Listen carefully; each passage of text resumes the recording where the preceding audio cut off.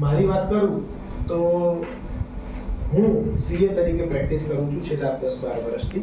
હવે મેં એક વખત એક પ્રોગ્રામ ઇન્સ્ટિટ્યૂટનો હતો, એમાં મોડરેટર તરીકે મારું નામ અચાનક લેવાયું અને મને કહ્યું તમે સ્ટેજ પર આવી અને 2 શબ્દો કહો.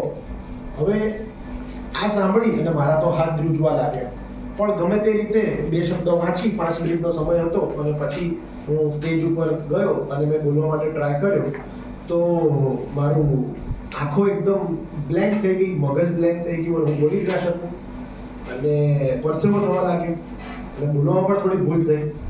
તો આ સાંભળીને ઘણો નાસીપાસ થઈ ગયો. હવે મને એમ થયું કે આવું ડર કેવી રીતે હોઈ શકે અને આ ડરને મારે કેવી રીતે કાઢવું. મગજમાં વિચાર હતો, મેં માફી પણ માંગી, પણ ગ્રેસિયસલી બધાએ કહ્યું કે કંઈ વાંધો નહીં, શરૂઆતમાં આવું થાય.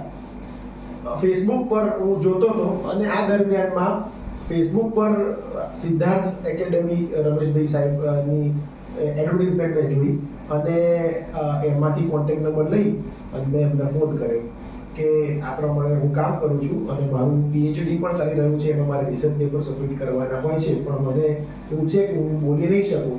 પણ આ વસ્તુમાં એમણે મને કહ્યું ફોન પર કે તમારા જેવા ઘણા લોકો છે કે જે લોકોને સ્ટેજ ઉપર આવવાથી કે બોલવાનું બંધ થઈ જાય, બ્લેન્ક થઈ જાય, હાથ ધ્રુજવા લાગે, પરસેવો થઈ જાય, માઇકને પકડી રાખે કે એમનું આઈ કોન્ટેક્ટ ના કરી શકે, એટલે આ બધા ડર સ્વાભાવિક છે. એમણે કહ્યું કે આ અમારો કોર્સ છે, સ્પેસિફિકલી આને રિલેટેડ છે અને આ કોર્સ તમે કરશો તો તમારો આ બધો પ્રોબ્લેમનો સોલ્યુશન ઇનફેક્ટ પહેલા જ દિવસથી એટલે કે બીજા દિવસથી તમારો ડર નીકળી જશે. અને મેં આ કોર્સ જોઈન કર્યો અને સાચું કહું તો પહેલા દિવસે 80% મારો કોન્ફિડન્સ વધી ગયો, ડર જે હતો એ નીકળ્યો અને પછી ટેકનિકલ બાબતો મેં એમને સમજાવ્યું કે કઈ રીતે શરૂઆત કરવી બોલવાની.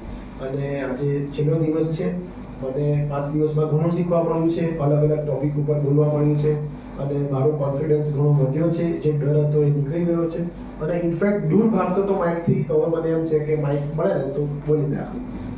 Thank you.